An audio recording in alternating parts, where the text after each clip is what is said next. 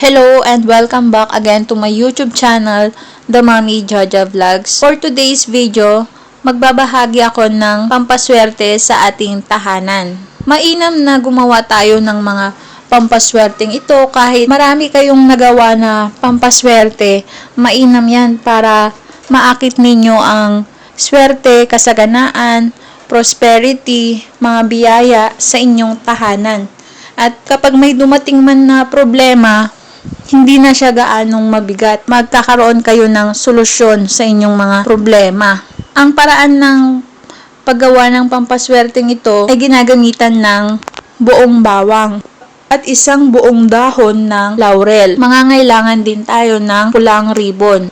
Dito sa bawang at laurel, tatalian ng pulang ribbon. At ito ay isasabit sa inyong main door at sa lahat ng inyong mga bintana o sa lahat ng inyong mga pintuan sa kusina. Magsabit kayo ng ganito sa inyong mga bintana, sa inyong mga pintuan, sa lahat ng pintuan, partikular na sa inyong main door para ito ay makapag-akit ng swerte at kasaganaan. Proven at epektibo ang pampaswerteng ito. Halos lahat na ng tao ay gumagawa ng ganitong pampaswerte na pagsasabit ng bawang na may dahon ng laurel sa kanilang mga pintuan o sa kanilang mga bintana. Ang dulot nito ay napakaswerte. Tuloy-tuloy na daloy ng pera, magaan na pamumuhay, nasasala nito ang mga negative energy, na itataboy ang mga negative elements, at ang laurel, ito'y proven na pampaswerte sa tahanan at sa ating buhay. Manalangin or mag-wish ka lang dito sa dahon ng laurel ay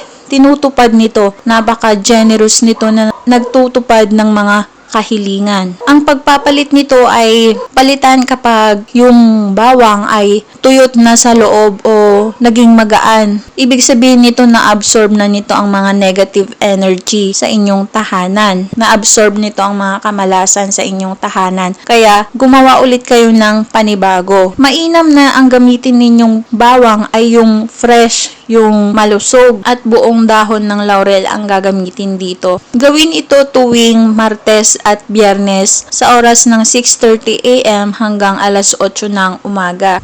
Mainam din pala ang paggawa nito sa darating na bispiras ng bagong taon, 2026. Magsabit kayo ng ganitong mga pampaswerte sa inyong main door at sa inyong mga bintana. Tiyak at proven na napakabisa ng epekto nito. Tuloy-tuloy ang daloy ng swerte at blessing sa inyong tahanan at inilalayo kayo sa anumang mga kapahamakan at mga karamdaman. Kaya subukan at gumawa na kayo ng ganitong pampaswerte kung hindi pa kayo nakakagawa ng ganito. At yun lamang po ang mga pampaswerteng bawang at laurel na isinabit sa pintuan o sa mga bintana. Tandaan, ang mga pampaswerteng ito ay gabay lamang. Tanging ang pagsumikap, sipag at tiyaga, kumilos, dumiskarte sa buhay at magtrabaho ang makakatulong sa atin para tayo ay umunlad. Laging manalangin at magdasal sa Poong May Kapal. Ugaliin ding magpasalamat sa lahat ng mga biyayang natatanggap, maliit man ito o malaki. Kung nagustuhan ang videong ito, mag-like at mag-subscribe na para maging updated sa mga next video na i-upload tungkol sa mga pampaswerteng bagay-bagay.